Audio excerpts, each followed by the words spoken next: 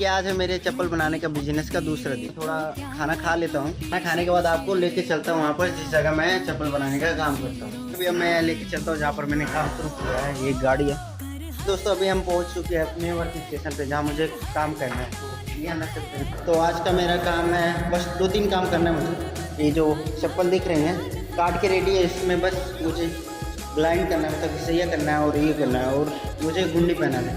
2-3 काम करने हैं, उसके बाद आपको दिखाता हूँ मैं वो सब कैसे करता हूँ।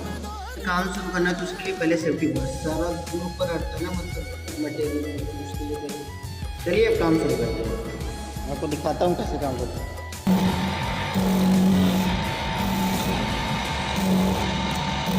ये सैया पूरा हो चुका है तो चल रहा है उसमें छेद करने,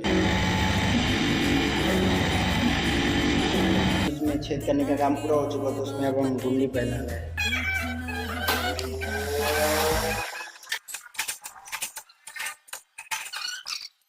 चल